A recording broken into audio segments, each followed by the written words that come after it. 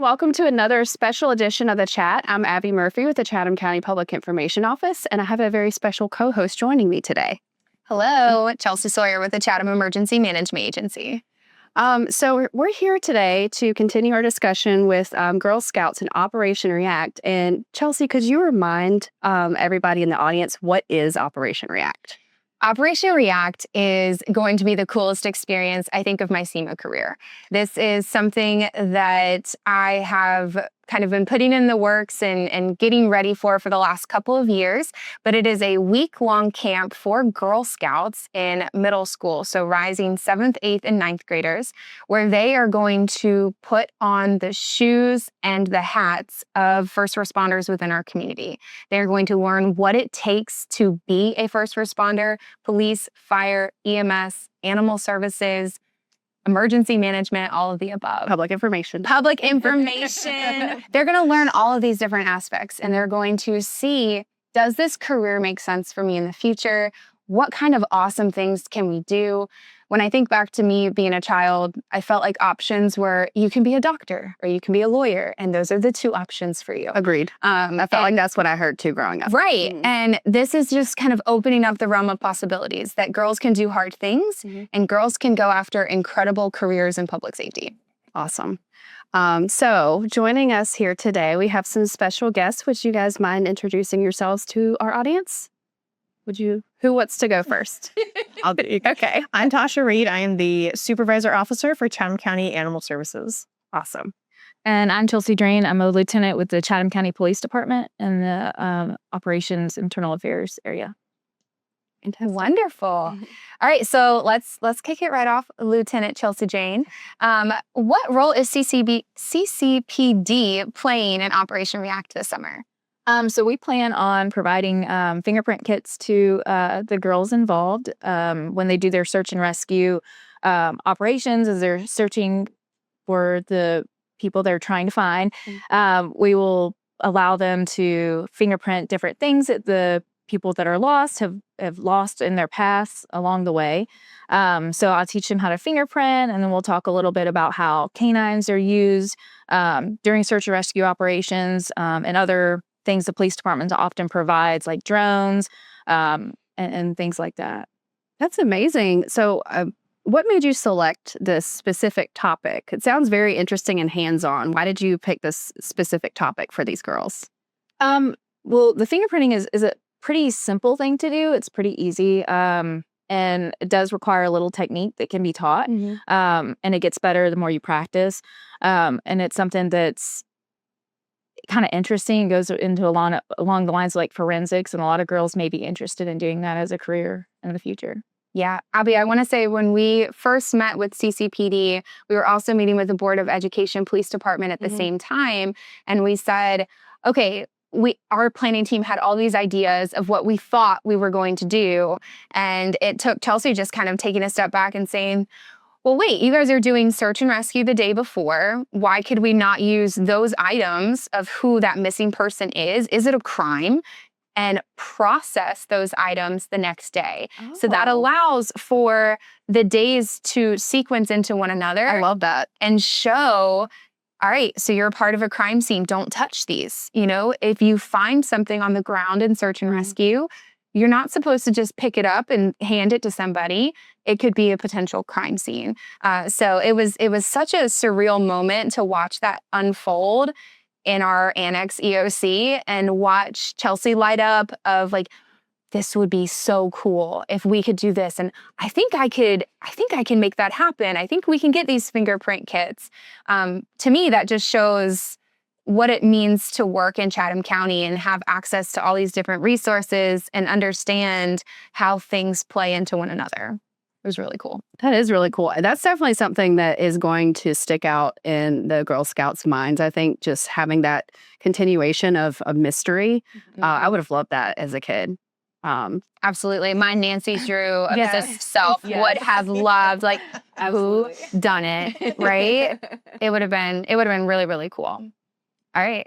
Tasha, Yes, ma'am. what role is Animal Services playing in Operation React? So we hope to bring a kind of unique experience to this camp, right? So we have a bunch of young women that don't really know the different roles in how they could help animals in their community. I know when I was a little girl, all I wanted to do was help animals, right? Every little girl, most little girls just want to help. I know my daughter does. Yeah, Facts. right. But growing up, all I really knew was a veterinarian. But there are so many other roles that you can play, especially as a young woman, and grow into your career that can help animals in your community and other communities as well across the world. There's no limit. There's no limit here. So we really hope to bring kind of a sense of a better reality to these women that may not know kind of what roles are out there. Yeah, I think it's really important because I didn't know about any of these roles, honestly, until I started working for the county. And I was like, I wasn't really taught any of this in school. So I think it's great for, because you just kind of assume like, oh, please take care of stuff, blah, blah, blah. But you don't know really the details of how all that works. So Right. We've gotten a lot of questions of why is animal services part of your public safety? And I was like, one, y'all have not yet met Tasha. And two, there's a whole side of enforcement that happens and things that need to take place to ensure that our animals are taken care of properly. So what would you say to someone like, why is animal services a part of this camp? Other than glare at them. Okay, yeah. I would tell them, animal services plays a huge role in public safety. Animals get loose almost every day. We have a lot of bite investigations that we deal with. Not only that, but animals and how they're taken care of can directly relate to how someone is taking care of themselves, their children, their spouses. And we can really be a voice for all of those people involved and the animals, right? I mean, animals don't have a voice, so we have to be their voice, and that includes public safety. that was beautiful. Yeah, it was. That was beautiful. I feel like every time we have you on here, like I tear up. Okay. So I want to ask both of you, what does it mean to you that you were asked to be part of this camp and part of this experience? Who wants to go first? Go ahead, Lieutenant.